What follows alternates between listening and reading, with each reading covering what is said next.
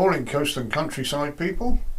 It's a bit of a grey day at the moment. Well, it's been grey all week.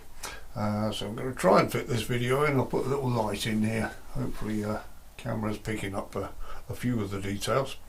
I had planned on putting this on a tripod, but I couldn't get far enough back from it, so bear with me. I'm going to do a handheld video here. Today's subject, bonsai tree. We've got this lovely little beech tree which spent its early years, which is 2 or 3 years, in the pudding tunnel, which you can see in the background is a netted tunnel. So that may be why the leaves are slightly smaller than they should be on a normal beech tree. Here's a normal beech leaf in comparison. You can see a bit of a difference there. It may be because this wasn't getting enough light, or it might have lost all its leaves in a drought last year. I didn't actually notice, so either's a possibility. But whatever it is, this is a lovely specimen for a bonsai, and I've made a pot because it's very hard to get hold of pots well around here unless I send off for them. I made this one from some leftover plaster. Put it all in the bottom of a bucket and used a smaller bucket with some blocks of wood here to make the drainage holes, and that's gone off quite nicely now. Gypsum's not ideal for our outdoor use, but it's slightly well, it's soluble in rainwater, but it will outlast me. It'll last for years and years, so that'll be good. And here we've got some slate which I'm going to put in for drainage. Because the roots will try and get through those holes, and they will block the holes up if you're not careful. So nice bit of slate there, which looks like Blind Festiniog slate. I used to live there and work in one of the slate quarries. I never thought I'd be buying a bag of the stuff, and little bits of iron pyrites in it there, or pyrites I think it's pronounced. So that's going in the bottom, and we've got a mixture of compost here with some garden compost, leaf mould, and sieved bark mulch, composted bark, with some grit thrown in there too, so that should be good. So I shall pause there, and then we'll take this out of the pot and clean the roots up. And there we go.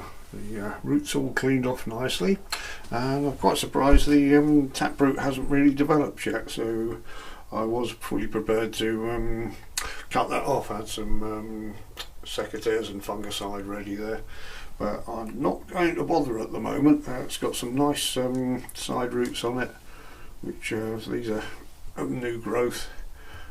This should anchor it quite nicely in the pot, so for the moment I might take it out and prune the roots in future, but he sits in there quite nicely.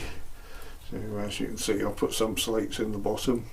It's very important to have weight on the bottom of a bonsai tree, because it's a great big sail. It's once the leaves are all out and that's in the wind, if you've only got a small pot on the bottom, it's going to be over. So what will happen for the first year or so, until the roots have got established, I'll keep this somewhere where it's not going to be in too much wind. It won't be in a wind tunnel or anything. So right, I shall do that. I can't do it all one-handed, so bear with me. And while I've been potting it up, the sunshine's come out for the first time in a week and a half, which is very welcome. So right, what I've done, I've potted it up slightly off centre, because we're not potting up a specimen here, we're trying to recreate a sort of miniature landscape.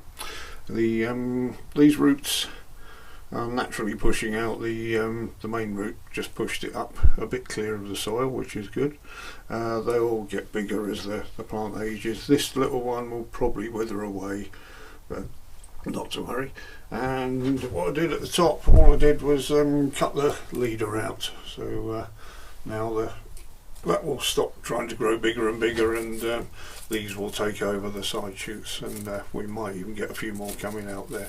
So obviously that's going to need a bit of looking at over the next few years. Excuse me.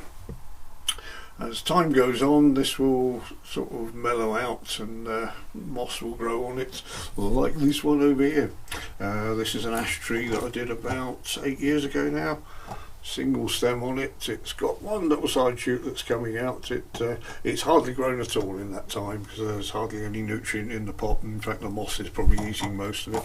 But you can see the moss has actually grown up the stem. When I did this, I gave it a little twist with some wire for a month or two, which you hardly notice now. But that'll come on. As I say, the pot's a bit small on that one. It runs out of water very quickly, so I've got to keep an eye on it. There we have it. And the next one I'm going to do, I'm going to repot my rather larger pine tree. So we'll see you in that video. Thank you all for watching.